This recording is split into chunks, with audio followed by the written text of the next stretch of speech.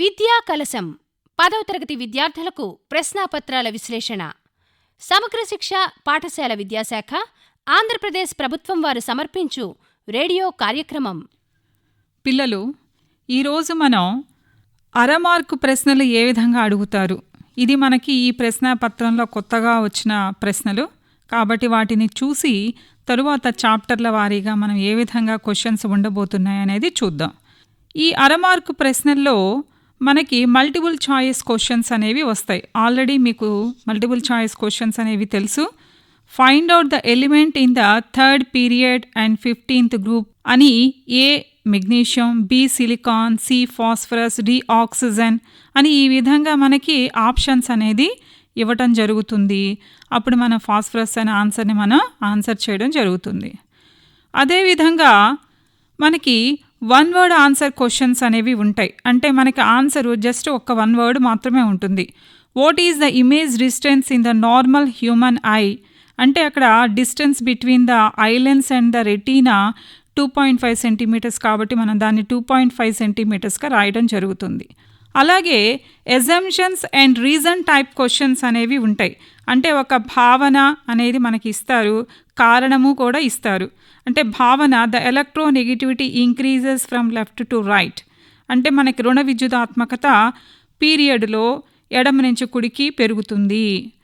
దానికి కారణాన్ని the atomic radius increases in a period from left to right అలాగే పరమాణు వ్యాసార్థం కూడా పెరుగుతుంది అని ఇస్తారు. అంటే ఇక్కడ భావన కరెక్ట్గా ఉంది కానీ దానికి కారణం విశ్లేషించడం అనేది తప్పుగా ఉంది కాబట్టి అది ఆన్సర్గా మనం రాయాల్సి వస్తుంది. అంటే అక్కడ ఆన్సర్స్లో A correct R incorrect, both are incorrect ఆ విధంగా మనకు ఆప్షన్స్ అనేవి ఇవ్వటం అనేది జరుగుతుంది. ఇక నెక్స్ట్ మనం చూస్ the correct statement type questions అనేవి వస్తాయి. అంటే సేమ్ దీన్నే ఇందాక మనం చెప్పుకున్న దాన్నే వేరే విధంగా చెప్పుకుందాం చూడండి. P the electronegativity increases from left to right in a period. Q the electronegativity decreases in groups from top to bottom అంటే అక్కడ ఏబిసిడీలు ఇచ్చి P correct, Q not correct ఆ విధంగా కూడా క్వశ్చన్స్ ఇస్తారు. లేదా కొన్ని స్టేట్మెంట్స్ ఇచ్చి చూస్ ద ఇన్కరెక్ట్ స్టేట్మెంట్ అని అడగచ్చు, లేదా చూస్ ద కరెక్ట్ స్టేట్మెంట్ అని కూడా అడగచ్చు. ఇక్కడ ఒక చిన్న ఎగ్జాంపుల్గా చూస్ ద కరెక్ట్ స్టేట్మెంట్.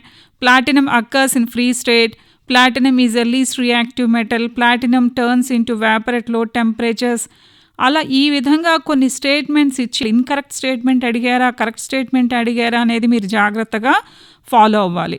తర్వాత అలాగే ఇన్ఫర్మేషన్ బేస్డ్ క్వశ్చన్స్ అనేవి కొన్ని ఇస్తారు. The phenomenon of same molecular formula but different properties is isomerism అని మనం చూసుకున్నట్లయితే మనకు ఒక బ్యూటేన్ అనే స్ట్రక్చర్ ఇచ్చి దీని నేమ్ ఏమిటి, దీని ఐసోమర్ ఏమిటి ఈ విధంగా మనల్ని అడగడానికి అవకాశం ఉంటుంది. అలాగే ఒక బొమ్మనిచ్చి ఇందాక మనం మాట్లాడుకున్నాం 2 పరీక్షణాళికలు తీసుకొని ఒకదానిలో నూనె ఒకదానిలో నీరు తీసుకొని ఒకే టెంపరేచర్కి వేడి చేసినప్పుడు దేనిలో ఎక్కువగా ఉష్ణోగ్రత పెరుగుతుంది, ఆయిల్లో ఎక్కువగా ఉష్ణోగ్రత పెరుగుతుంది, ఎందుకని దాని విశిష్టోష్ణం తక్కువ కాబట్టి. ఈ విధంగా ఏదైనా ఒక బొమ్మనిచ్చి ఆ బొమ్మ నుంచి కూడా వాళ్ళు సమాధానాలు రాబట్టచ్చు. అలాగే ఫార్ములాని అడగచ్చు, లెన్స్ మేకర్స్ ఫార్ములా. అలాగే ఆస్కింగ్ ఈక్వేషన్స్ కూడా అడగచ్చు. అంటే specific heat of a solid కనుక్కోవడానికి ఒక ఈక్వేషన్ రాయండి. ఈ విధంగా రకరకాలుగా క్వశ్చన్స్ అనేవి హాఫ్ మార్క్స్లో ఇవ్వడం జరుగుతుంది. మ్యాచింగ్ ఆల్రెడీ మీకు చాలా రకాల మ్యాచింగ్స్ చూశారు కాబట్టి నేను దానికి మీకు ఎగ్జాంపుల్ అనేది ఇవ్వట్లేదు. ఇప్పుడు నెక్స్ట్ పాఠాల వారీగా మనం వచ్చినట్లయితే ఇప్పుడు ఇవాళ మనం భౌతిక శాస్త్రాన్ని కవర్ చేద్దాము. మొట్టమొదటిగా ప్రతి చాప్టర్కి నేనేం చేస్తానంటే ఏ విద్యా ప్రమాణాల్లో ఎలాంటి క్వశ్చన్స్ వస్తాయి అని చెప్పి తర్వాత ఎగ్జాంపుల్గా కొన్ని 4 marks క్వశ్చన్స్, కొన్ని 2 marks, కొన్ని 1 mark, కొన్ని హాఫ్ మార్క్ క్వశ్చన్స్ అనేవి మీకు ఇస్తాను. ఉష్ణంలో మనకి మొట్టమొదటిగా విషయావగాహనలో differences between evaporation, boiling, differences between specific heat and latent heat, examples of evaporation, reason for water droplets formed on cool soft drink bottle, అలాగే different substances having different specific heat values why ఈ విధంగా కొన్ని questions అనేవి అడగడానికి అవకాశం ఉంటుంది. అలాగే ఇక్కడ predict the reason disappearance of water on the floor, guess the reasons, your friend is unable to find differences between evaporation and boiling, ask some questions for the clarification, అలాగే ఇక ప్రయోగాలకు వచ్చినట్లయితే మనకి ఇక్కడ 4 మార్కుల ప్రయోగం finding specific heat of solid అంటే ఘన పదార్థ విశిష్టోష్ణం కనుక్కునే ప్రయోగం ఒకటి ఉంటుంది. అలాగే factors affecting rate of evaporation బాష్పీభవన రేటును ప్రభావితం చేసే అంశాల గురించి ఎక్స్పెరిమెంట్గా రాయమని అడగచ్చు. అలాగే ఇక్కడ మనకి ఈ చాప్టర్లో ఒక స్పెసిఫిక్ హీటు సబ్స్టెన్స్ ఒక టేబుల్ లాగా ఇచ్చి ఆ స్పెసిఫిక్ హీట్ వాల్యూస్ని బట్టి ఏది తొందరగా వేడెక్కుతుంది, ఏది ఆలస్యంగా వేడెక్కుతుంది, మరి వంట పాత్రలకు మనం ఏ పదార్థాన్ని వాడాలి, ఈ విధమైన క్వశ్చన్స్ అనేవి అడగడం జరుగుతుంది. అలాగే మనకి బొమ్మలకు వచ్చేసరికి -5 డిగ్రీల నుండి 100 డిగ్రీల ఆవిరిగా మారినప్పుడు దీనిని ఒక గ్రాఫ్గా గీయండి అని అడగడానికి అవకాశం ఉంటుంది. Why does ice float on water? Give an example to explain evaporation is a cooling process. ఈ విధంగా 2 మార్క్స్ క్వశ్చన్స్. అలాగే 1 మార్క్ క్వశ్చన్స్కి వచ్చేసరికి what questions could you ask to make him difference between specific heat and latent heat, ఈ విధంగా మనకు questions అనేవి అడగడానికి అవకాశం ఉంటుంది. ఇక అరమార్కు ప్రశ్నలకు వచ్చినప్పుడు ఎస్ఐ పద్ధతిలో విశిష్టోష్ణానికి ప్రమాణమేమి, జౌల్ పర్ కేజీ కెల్విన్. అలాగే మిశ్రమాల పద్ధతి సూత్రాన్ని రాయండి. వేడి వస్తువులు కోల్పోయిన ఉష్ణరాశి ఈజ్ ఈక్వల్ టు చల్లని వస్తువులు గ్రహించిన ఉష్ణరాశి. మనకి కెల్విన్ మానంలో మంచు యొక్క మెల్టింగ్ పాయింట్ని రాయండి. అంటే 0 డిగ్రీస్ కాబట్టి 0 డిగ్రీ సెంటీగ్రేడ్ని 273కి కలిపినప్పుడు 273 కెల్విన్ అనేది వస్తుంది. అరమార్కులో కూడా ఒక గ్రాఫ్ని ఇచ్చి అడగడం జరిగింది. ఘన పదార్థాన్ని వేడి చేసినప్పుడు ఇవ్వబడిన ఉష్ణానికి పెరిగిన ఉష్ణోగ్రతకు సంబంధించిన రేఖాపటం కింద ఇవ్వబడింది. దీనికి సంబంధించిన సరి అయిన సమాధానాన్ని ఎన్నుకోండి అని చెప్పి రేఖాచిత్రంలో ఓఏ, ఏబి, బీసీ, సిడీలకి సంబంధించిన ఇన్ఫర్మేషన్ ఇవ్వడం జరిగింది.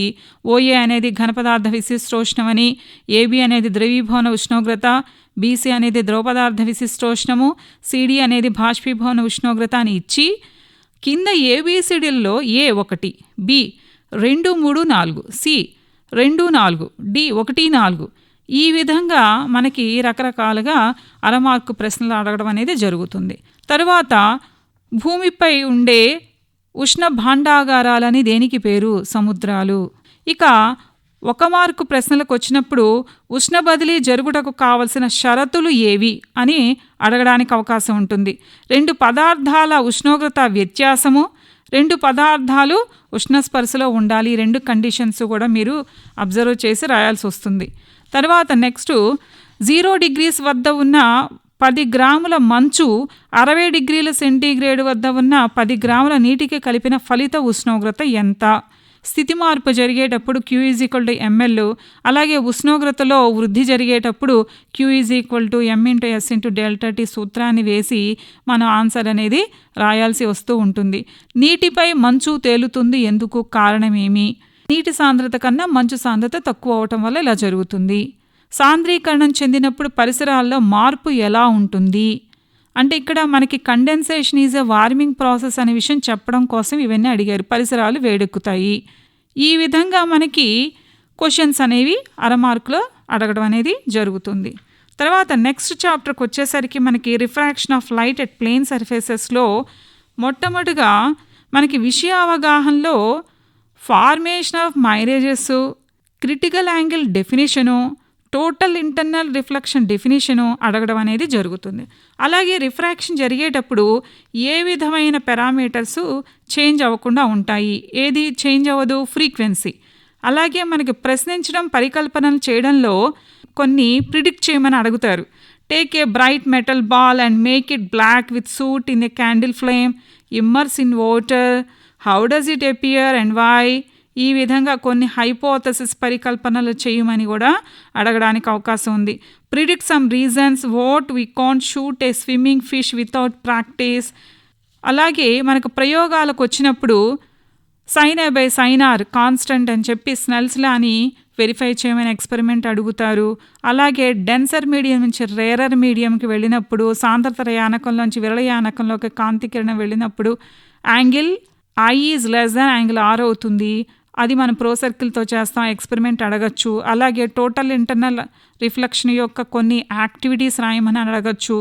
ఈ విధంగా మనల్ని కొన్ని క్వశ్చన్స్ అడగడానికి అవకాశం ఉంది.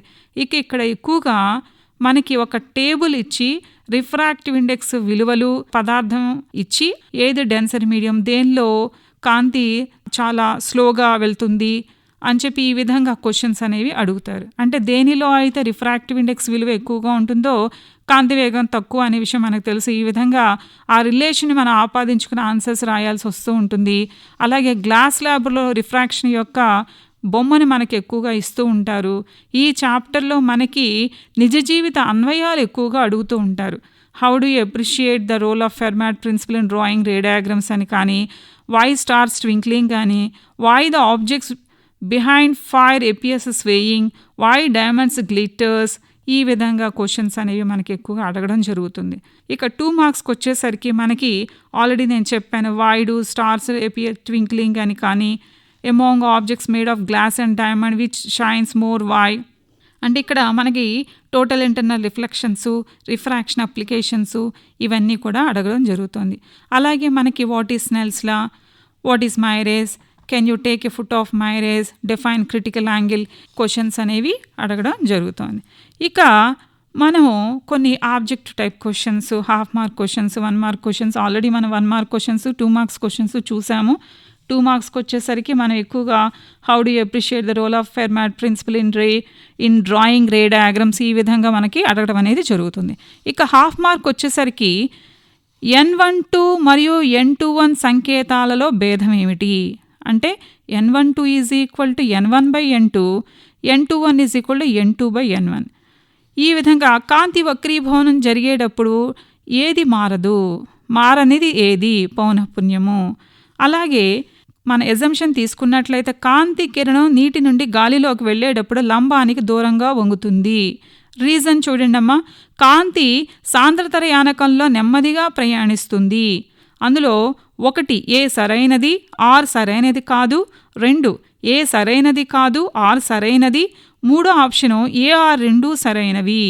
ఈ విధంగా అడిగినప్పుడు మనం చూసి అక్కడ మనకి ఎప్పుడైతే కాంతి కిరణం నీటి నుండి గాలిలోకి వెళ్తోంది అంటే డెన్సర్ మీడియం నుంచి రేరర్ మీడియంలోకి వెళ్తోంది, it bends away from the normal, కాబట్టి అది కరెక్టే. కాంతి సాంద్రత యానకంలో నెమ్మదిగా ప్రయాణిస్తుంది, రిఫ్రాక్టివ్ ఇండెక్స్ ఎక్కువగా ఉంది కాబట్టి మనకి వెలాసిటీ ఆఫ్ లైట్ తగ్గుతుంది, కాబట్టి ఏ ఆర్లు 2 సరైనవే. ఈ విధంగా మనకి హాఫ్ మార్క్ క్వశ్చన్స్ అనేవి అడగడం అనేది జరుగుతుంది. ఇక అలాగే కొన్ని matchings V1/V2, sin C, V2/V1, అటువైపు sin A/sin R, N12, 1/N, ఈ విధంగా ఇచ్చి మరలా ఏం చేస్తారంటే ABCలుగా ఇచ్చి A 1C, 2B, 3A, B 1A, 2C, 3B, C 1B, 2A, 3C, ఈ విధంగా ఇచ్చి జతపరచమని అడగచ్చు. అంటే 1A, 2C, 3B ఆన్సర్ అవుతుంది. నేను ఒక స్వీకృత్యాన్ని కాంతి వక్రీభవనం నన్ను అనుసరించి జరుగుతుంది, నేనెవరు? కాంతి వక్రీభవనం నన్ను అనుసరించి జరుగుతుంది, నేనెవరు అంటే ఎవరది? ఫెర్మాట్ నియమం. ఈ విధంగా డిఫరెంట్గా కూడా అడగడానికి అవకాశం ఉంది. అలాగే వజ్రము సంపూర్ణాంతర పరావర్తనం, నక్షత్రాల ప్రకారం వక్రీభవనం, ఈ విధంగా రాయాల్సి ఉంటుంది. అలాగే ఒక్కొక్కసారి మనకి ఫైబర్ ఆప్టిక్స్ బొమ్మ ఇచ్చి ఇందులో ఏ దృగ్విషయాన్ని దాగి ఉంది, సంపూర్ణాంతర పరావర్తనము. అలాగే మనకి కాంతి సాంద్రతర యానకం నుండి విరళ యానకంలోకి ప్రయాణించే సందర్భంలో ఐఆర్ల మధ్య సంబంధమేమి? సాంద్రతర యానకంలోంచి విరళ యానకంలోకి వెళ్తోంది కాబట్టి ఏమవుతుంది? విరళ యానకంలోకి వెళ్తుంది కాబట్టి angle of refraction R value ఎక్కువగా ఉంటుంది కాబట్టి R is greater than I. అలాగే ఒక్కొక్కసారి ఏం చేస్తారంటే బొమ్మ ఇస్తారు, అంటే యాంగిల్ ఆఫ్ ఇన్సిడెన్స్ కంటే యాంగిల్ ఆఫ్ రిఫ్రాక్షన్ ఎక్కువగా ఉన్న ఒక బొమ్మ ఇచ్చి ఇక్కడ ఏ ఎటువంటి యానకము, బి ఎటువంటి యానకము, ఇక్కడ వక్రీభవన కోణం ఇందాకేమో అలా అడిగారు, ఇప్పుడు చూడండి మళ్ళీ బొమ్మ ఇచ్చి అడిగారు. అంటే ఇక్కడ యాంగిల్ ఆఫ్ రిఫ్రాక్షన్ వక్రీభవన కోణం ఎక్కువగా ఉంది కాబట్టి మనం ఏమి రాయాలి? ఏ సాంద్రతర యానకము, బి విరళ యానకము అని ఈ విధంగా రాయాల్సి ఉంటుంది. అలాగే చిన్న చిన్న ఫార్ములాస్ కూడా మీకు ఇస్తారు. కాంతి గాలి నుండి వజ్రంలోకి ప్రయాణిస్తుంది, వజ్రం వక్రీభవన గుణకం 2.42, అయితే వజ్రంలో కాంతి వేగం ఎంత అని ఇచ్చి గాలిలో కాంతి వేగం 3 × 10⁸ మీటర్స్ పర్ సెకండ్ అని ఇవ్వడం జరుగుతుంది. అప్పుడు N=C/V అనే సూత్రం వేసి మనం కడతాం. అలాగే ఫెర్మాట్ సూత్రం రాయండి, ఎండమావులు అంటే ఏమిటి, నీటిలో ఉంచిన నాణెం పైకి లేచినట్లు ఉండడానికి గల కారణం ఏమిటి, వక్రీభవనం వల్ల నాణెం పైకి లేచినట్టు కనిపించడం కానీ, ఈ విధంగా మనకి క్వశ్చన్స్ అనేవి అడుగుతారు. కాంతి గాజు దిమ్మ గుండా ప్రయాణించేటప్పుడు కాంతి విక్షేపణం ఎందుకు జరగదు అనేది కూడా అడగడానికి అవకాశం ఉంది. కాంతి దిమ్మ గుండా ప్రయాణించేటప్పుడు దాని విచలన కోణం ఎల్లప్పుడూ 0గా ఉండడం వల్ల కేవలం వక్రీభవనం మాత్రమే జరుగుతుంది, కానీ విక్షేపణం జరగదు అని మనం రాయాల్సి ఉంటుంది. ప్రో సర్కిల్తో ఎక్స్పెరిమెంట్ చేసేటప్పుడు మనం దాన్ని ప్రో సర్కిల్ ముంచినప్పుడు ఒక క్వశ్చన్ అడుగుతారు. In this activity when 2 straws came in line, ఎప్పుడు మనకి ఒకే లైన్లో ఉంటాయి. అంటే ఇక్కడ మనకి ఏంటంటే ఎప్పుడైతే ఆ ఉపరితలానికి లంబంగా ఉంటుందో వక్రీభవనం జరగదు అనే విషయాన్ని రాబట్టడం కోసం ఈ విధంగా అడుగుతారు. అంటే straw kept 90 degrees of water surface అనేది మనం రాయాల్సి ఉంటుంది. ABCDలో దాని ఆన్సర్ అనేది ఉంటుంది. అంటే డైరెక్ట్ క్వశ్చన్ ఉంటుంది, లేదా ఇండైరెక్ట్గా ఆన్సర్ ఇచ్చి ఆ క్వశ్చన్ ఫార్మాట్ని మన దగ్గర నుంచి కూడా రాబట్టే అవకాశం అనేది కూడా ఉంటుంది. అలాగే suppose you are inside the water in a swimming pool, your friend is standing on the edge swimming pool, your friend appears to be, నువ్వు నీళ్ళల్లో ఉన్నావు, నీ ఫ్రెండ్ ఒడ్డునున్నాడు, ఏ విధంగా కనిపిస్తాడు అంటే కొంచెం ఎత్తుగా టాలర్గా కనిపిస్తాడు. ఈ విధంగా క్వశ్చన్స్ అనేవి వస్తాయి. ఇక next chapter refraction light at curved సర్ఫేసెస్కి వెళ్ళినట్లయితే మనకి విషయావగాహనలో ఎక్కువగా ఈ కాన్వెక్స్ లెన్స్కి కాంకేవ్ లెన్స్కి డిఫరెన్సెస్ అనేవి అడుగుతారు. మనకి పరికల్పనలు చేయడం, ప్రశ్నలు తయారు చేయడంలో ఈ కాన్వెక్స్ లెన్స్కి కాంకేవ్ లెన్స్ని బై టచింగ్ ఏ విధంగా నువ్వు దాన్ని ఐడెంటిఫై చేస్తావు, లేదా ఆ డిఫరెన్సెస్ తెలుసుకోవడం కోసం నువ్వు ఏ విధమైన క్వశ్చన్లు తయారు చేస్తావు, ఈ విధమైన ప్రశ్నలు వస్తాయి. ఇక ప్రయోగాలకు వచ్చినప్పుడు మనకి ఒక 2 marks ప్రశ్నలో వచ్చినప్పుడు find the focal length of A convex lens అనేది అడగచ్చు. అలాగే కాన్వెక్స్ లెన్స్ ముందు డిఫరెంట్ ప్లేసెస్లో పెట్టినప్పుడు ఏ విధమైన ఇమేజెస్ ఎక్కడ ఏర్పడతాయి, నేచర్ ఆఫ్ ద ఇమేజ్ అనేది ఎలా ఉంటుంది అనేది కూడా మనల్ని అడుగుతారు.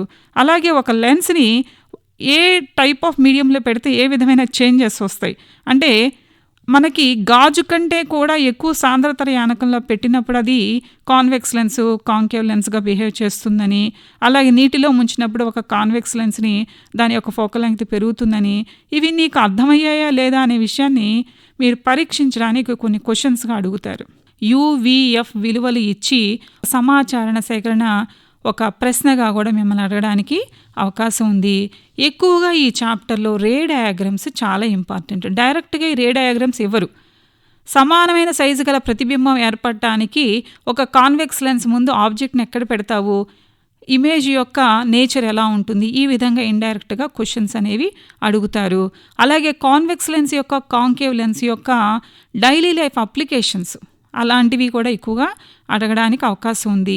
ఈ ప్రాబ్లమ్ని ఎక్కువగా మనకి లెన్స్ ఫార్ములా మీద, లెన్స్ మేకర్స్ ఫార్ములా మీద ప్రాబ్లమ్స్ని ఒక్కొక్కసారి 4 మార్కుల ప్రశ్నలో కూడా ఇవ్వడానికి అవకాశం ఉంది ఈ చాప్టర్లో. ఇక 1 mark క్వశ్చన్స్కి వచ్చేసరికి మనకి a man wants to get a picture of zebra, he photographed a white donkey after fitting a glass with black stripes on to the lens of his camera, what photo will he get, ఈ విధమైన questions అనేవి అడుగుతారు. Write the lens maker's formula and explain the terms in it, can a virtual image be photographed by a camera, ఈ విధంగా మనల్ని questions అనేవి అడగడానికి అవకాశం ఉంది. ఇక మన 1/2 mark క్వశ్చన్స్ కనుక చూసినట్లయితే నీటిలో ఉంచినప్పుడు కటకన అభ్యంతరం ఏమవుతుంది, పెరుగుతుంది.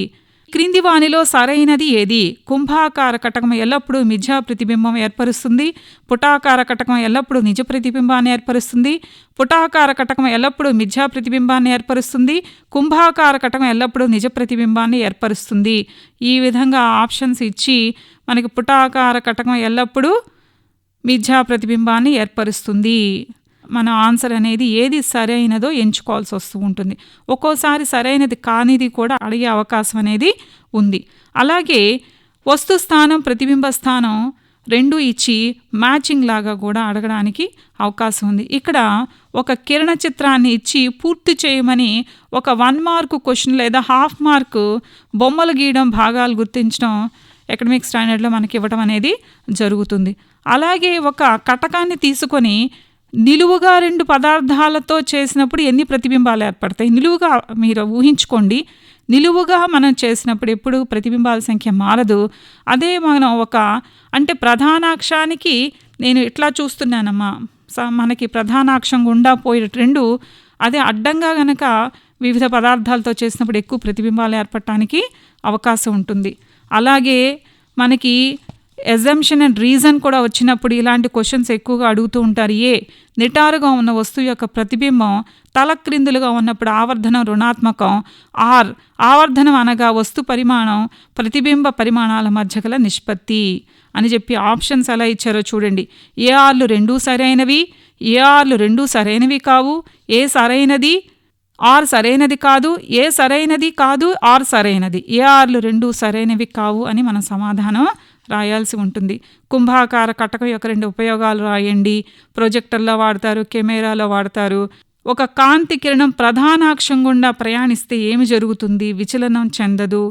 ఈ విధంగా మనల్ని క్వశ్చన్స్ అనేవి అడగడానికి అవకాశం ఉంది. అసలు నాభీయ తలం అంటే ఏమిటి? ప్రధానాక్షానికి లంబంగా ఉండే తలాన్ని నాభీయ తలం అంటారని. ఈ విధంగా హాఫ్ మార్క్ క్వశ్చన్స్లో చూస్ ద కరెక్ట్ స్టేట్మెంట్ అని కానీ, మ్యాచింగ్ కానీ, ఈ విధంగా డయాగ్రామ్ బేస్డ్ క్వశ్చన్స్ కానీ ఇలాంటివి అడగడానికి అవకాశం ఉంటుంది. ఇక్కడ ఎక్కువగా కటకన అభ్యంతరం 0 అవుతుందా, కాకపోతే ఎందుకు కాదు, ఇలాంటి ప్రిడిక్షన్స్ కూడా మనల్ని అడగడానికి అవకాశం ఉంటుంది. తర్వాత ఈ రెండిటి యొక్క భేదాలు అంటే కుంభాకార కటకం, పుటాకార కటకం యొక్క భేదాలు తెలుసుకోవడానికి దాని మధ్యలో ఎలా ఉంది, తిక్కుగా ఉందా, తిన్నుగా ఉందా, ఇలాంటి విషయాలను కూడా అడిగి ప్రశ్నలుగా తయారు చేయడం అనేది జరుగుతుంది. ఇక్కడ మనకి ప్రాబ్లమ్స్, రే డయాగ్రమ్స్ అనేవి ఈ చాప్టర్లో చాలా చాలా ఇంపార్టెంట్. ఇక మనం హ్యూమన్ ఐ అండ్ కలర్ఫుల్ వరల్డ్కి వెళ్ళినప్పుడు మనకి విషయావగాహనలో ఎక్కువగా ఇక్కడ మనకి బాగా ఇంపార్టెంట్ విషయం ఏంటంటే మయోపియా, హైపర్మెట్రోపియా, వాటి కరెక్షన్స్, ప్రాబ్లము, అలాగే లెన్స్ పవరు, ఈ విధంగా అలాగే rainbow formation in the class room, ఇలాంటివన్నీ మనకి బాగా అడుగుతారు. అలాగే ప్రశ్నలు తయారు చేయడం, ప్రిడిక్షన్స్లోకి వచ్చేసరికి మనకి పరికల్పనలు చేయడం, దీనిలో why sky is look in blue colour, why sun is red in morning and evening at sunset time, ఈ విధంగా క్వశ్చన్స్ అడగచ్చు. ఇక్కడ ఒక ముఖ్యమైన ప్రయోగం ఉంది, finding refractive index of prism, అలాగే formation of rainbow in class room. ఎక్కువగా ఈ చాప్టర్ మనకి AS5 అంటే మనకి బొమ్మలు గీయడం, భాగాలు గుర్తించడంలో వాడు డైరెక్ట్గా క్వశ్చన్ అనేది అడగరు.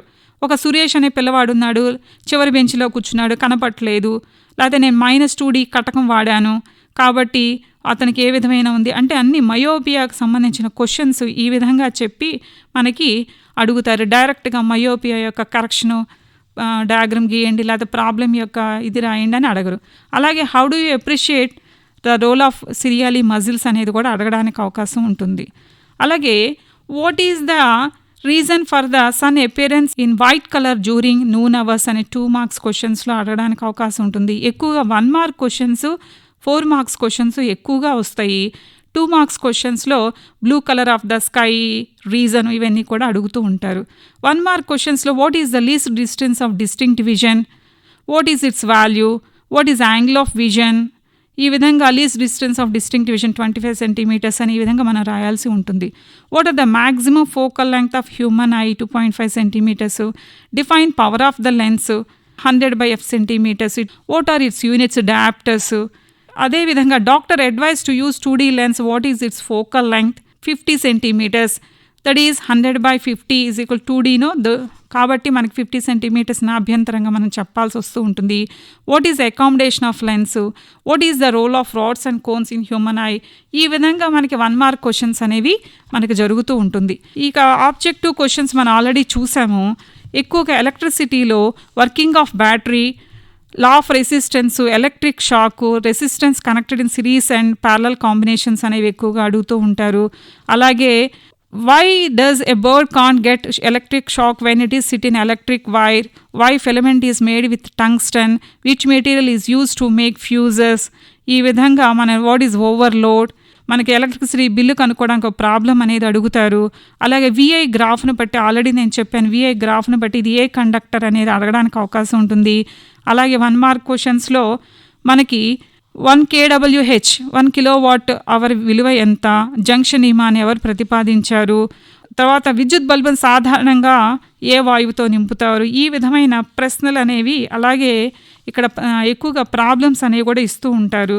అంటే మీకు కొన్ని హైబ్రిడ్ సర్క్యూట్స్ ఇచ్చి దానిలో రెసిస్టెన్స్, వాటిని పవర్ కూడా కనుక్కోమని అడగడానికి అవకాశం ఉంటుంది. Define conductors, insulators and right the differences between ohmic conductors and non ohmic conductors అని కూడా ఎక్కువగా అడగడానికి అవకాశం ఉంటుంది.